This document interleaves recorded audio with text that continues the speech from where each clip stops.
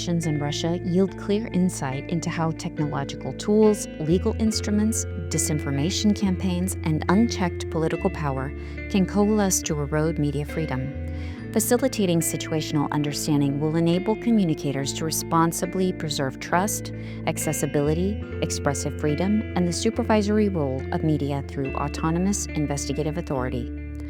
The CIA World Factbook lists Russia as a semi-presidential federation where over 100 languages are spoken. The nation borders 14 countries in Asia, from Eastern Europe to the North Pacific Ocean and Arctic Ocean, and an area roughly 1.8 times that of the United States that spans 11 time zones. The United Nations Population Fund reported in 2025 that an estimated 144 million people reside there.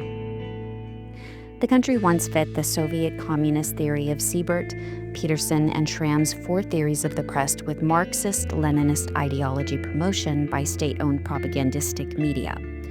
Media freedom expanded with glasnost, openness, and perestroika, restructuring, under Gorbachev in 1985. Then in 1989, all Central and Eastern European countries transformed into various forms of democracy after the fall of communism that ended the Cold War. Media expanded rapidly by changing characteristically alongside their respective governments. Journalists were no longer constrained to report that which advanced socialist communist ideology under the Soviet press model. They began questioning the foundational doctrine they had been compelled to propagandistically promote. New constitutions guaranteed press freedom and pluralism as societies moved to free market capitalism fueled by foreign capital.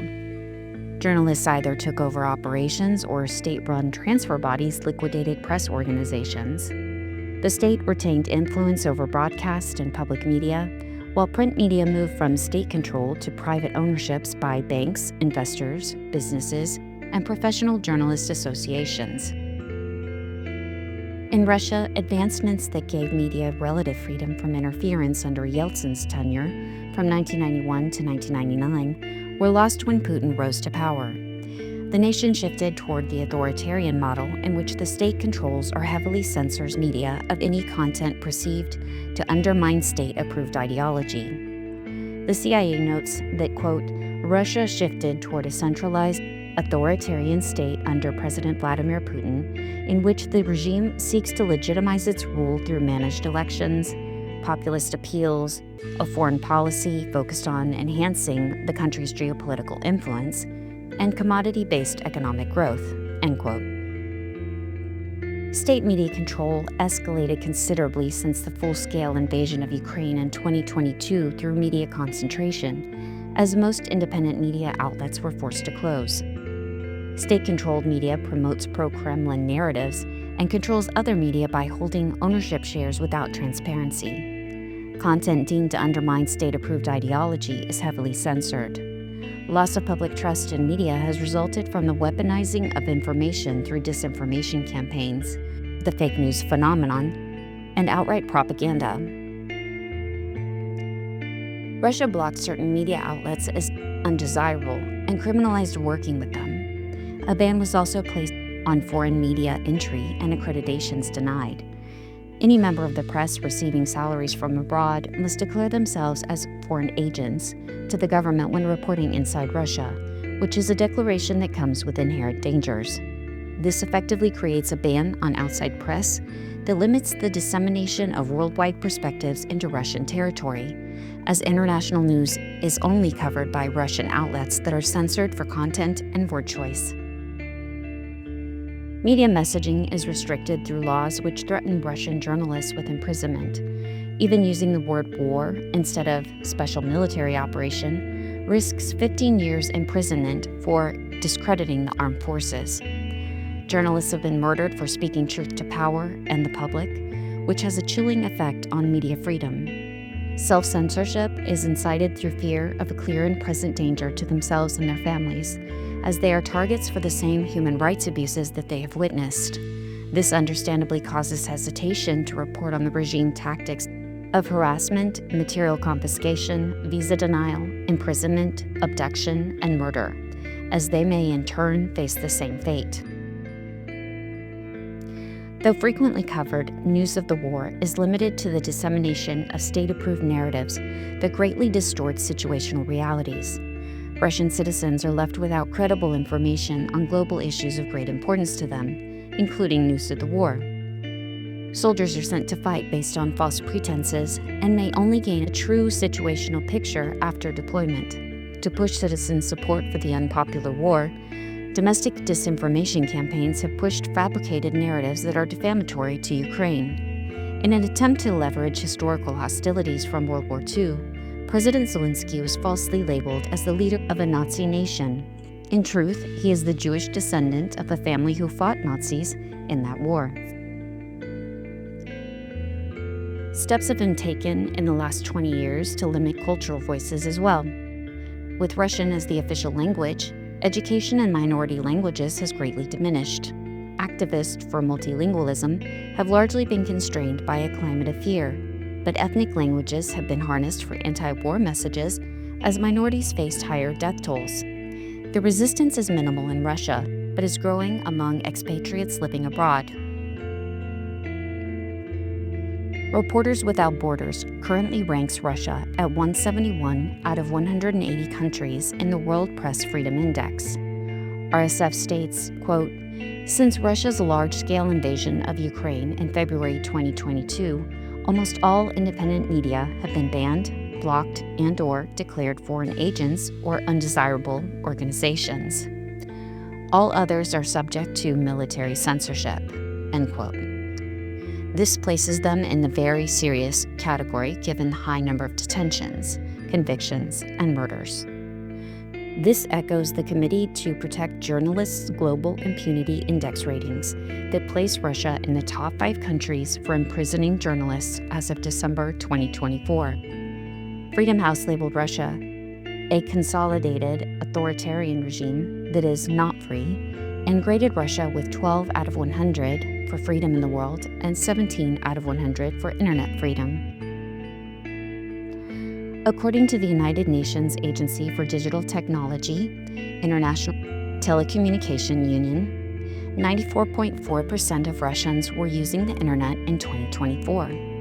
Despite that reportedly high level, Russia is actively implementing and enforcing an intentional digital divide within its borders. A policy of digital isolationism arose about a decade before the 2014 illegal annexation of Crimea. The onset of the Ukrainian war advanced measures to a point that affects daily life for all of its citizenry.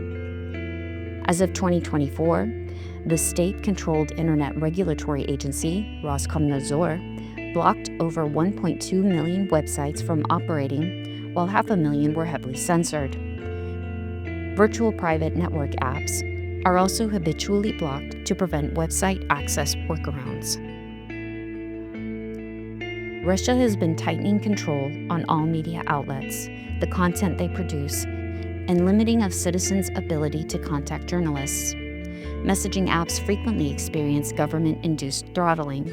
This leaves only the official service Max in operation, which acknowledges data sharing with authorities upon request. The pre-installed smartphone app serves as a surveillance tool without end-to-end encryption. Officials, institutions, and businesses are urged to use it for communication. Social media content is censored, and prosecutions have resulted from posting and commenting. Individuals labeled as undesirable face criminal charges, as do those defined as foreign agents. The latter includes anyone who works with or receives funds from foreign journalists. Furthermore, a law was enacted that fines users who conduct illicit content searches, and usually only one state-owned search engine is in operation during blackouts. Broad definitions of extremist activity include political opposition groups and the LGBTQ movement. In 2025, Ukraine's Operation Spider, widely known as the Trojan drone attack, used cellular technology to navigate drones that assaulted air bases. The era of further drone strikes resulted in widespread cellular internet blackouts imposed on the Russian population by its own government. Cooling periods block text messaging and data for 24-hour periods after SIM cards have been inactive for 72 hours, as anti-drone restriction. These may only be unblocked by clicking on texted links.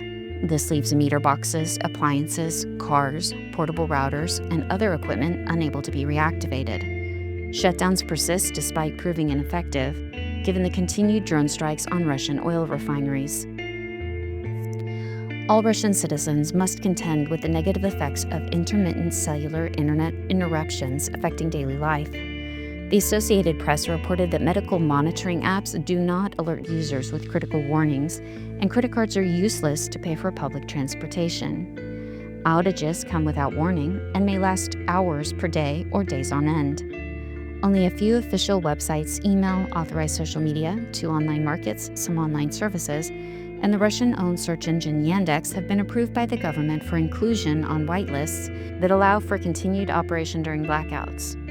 Still, availability varies by provider, as even a single government-owned banking app may or may not be available. This has had a demoralizing effect on their own population.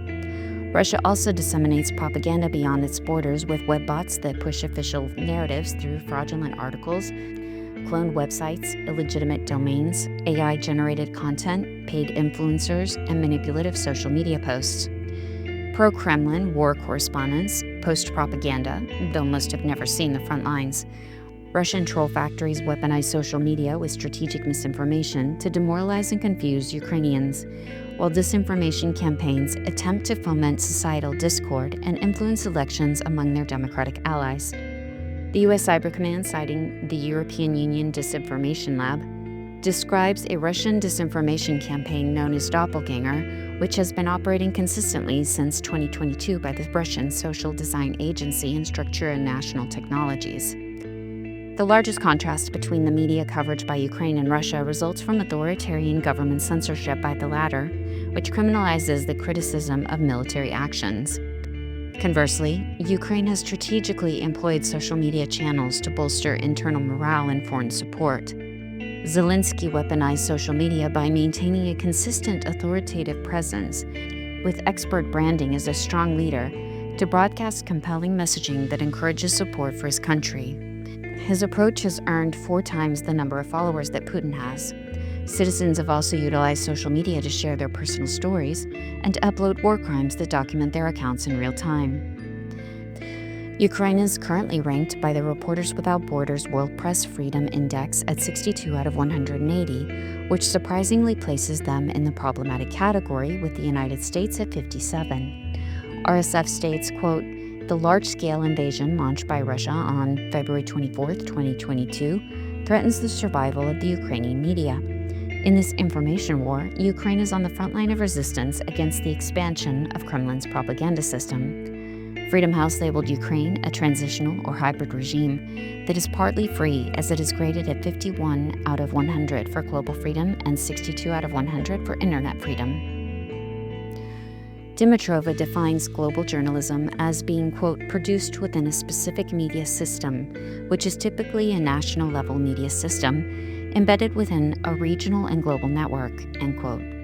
Thus, the contrast between Russia and Ukraine arises through macro-level effect on media development, because the political system operating within a country has the power to control how the press operates at all levels. To strengthen global journalism within Russia, media must become independent enough to have the freedom to contextualize global problems in relation to national effects.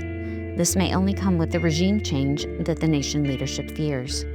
Unchecked efforts to retain control by constraining freedom may inadvertently hasten the day when citizens rise against restrictions. In the future, Russia has the opportunity to regain media trust and expressive freedom that educates, informs, and serves the common good.